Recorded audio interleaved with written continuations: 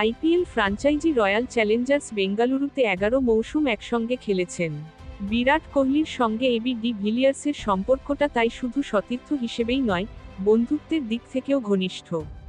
Bat হাতে দুঃসময় পার করতে থাকা কোহলিকে সেই ডি ভিলিয়ার্সই রিসেট বাটন চাপার পরামর্শ দিয়েছেন।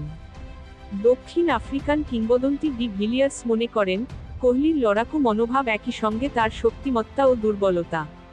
তাই ডি ভিলিয়ার্সের চাওয়া, কোহলি যেন প্রতিপক্ষের খেলোয়াড় ও সমর্থকদের সঙ্গে মাঠে ঝামেলায় জড়ানো কমিয়ে দেন। আর ব্যাটিংয়ের সময় প্রতিটি বলের পর মানসিকভাবে নতুন করে স্থির হন। ডি ভিলিয়ার্স কেন কোহলিকে এমন পরামর্শ দিলেন, তা সবার জানা। ব্যাট হাতে পারফরমেন্স যাচ্ছে তাই, কিন্তু প্রতিপক্ষের সঙ্গে লেগে যেতে কিংবা বিতর্কের জন্ম দিতে পিছপা হননি। সদ্য সমাপ্ত বোর্ডার গাভাস্কার ট্রফিতে কোহলিকে বেশিরভাগ মানুষ নিশ্চয় এভাবেই মনে রাখবেন। এক দশক পর অস্ট্রেলিয়ার কাছে টেস্ট সিরিজ হেরেছে ভারত। ভারতীয় দলের ব্যর্থতার দায় তো কোহলির ওপরও বর্তায়। সিরিজে একটা সেঞ্চুরি থাকার পরও 9 ইনিংসে 23.75 গড়ে করতে পেরেছেন 190 রান। সর্বশেষ 7 ইনিংসের পারফরমেন্স তার নামের সঙ্গে একেবারেই বেমানান 12.14 গড়ে মাত্র 85 রান। সবচেয়ে দৃষ্টিকটু ব্যাপার ছিল কোহলির আউট হওয়ার মুহূর্ত। সিরিজে 8 বার তিনি আউট হয়েছেন। প্রতিবারই অস্ট্রেলিয়ান পেসারদের অফ স্টাম্পের বাইরের বলে কিপারকে অথবা স্লিপে ক্যাচ দিয়ে। কিন্তু ফিল্ডিংয়ের সময় এমনকি মাঠের বাইরেও কোহলির আচরণ ছিল বেশ উত্তেজনাপ্রবণ।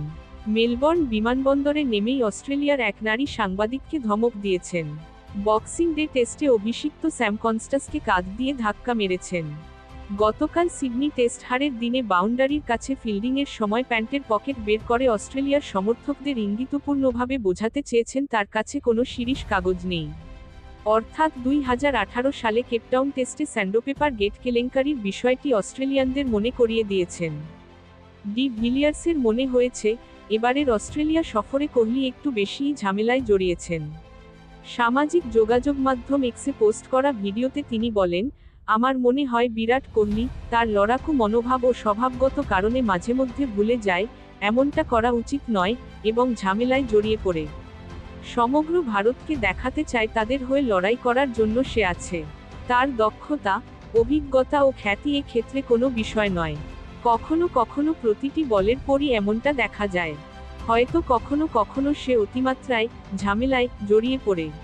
2021 সালে খেলোয়াড়ি জীবনকে বিদায় বলে দেওয়া ডি ভিলিয়ার্স আরও বলেন, সে মাঠেই লড়াইয়ে জড়িয়ে পড়ছে।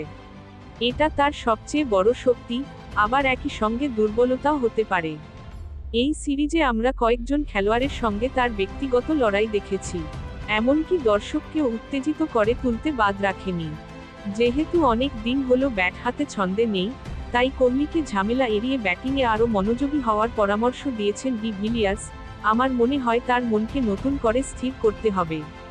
সে লড়াই করতে ভালোবাসে, কিন্তু তুমি যখন ক্যারিয়ারের সেরা ফর্মে নেই, তখন এসব থেকে দূরে থাকাই ভালো হবে।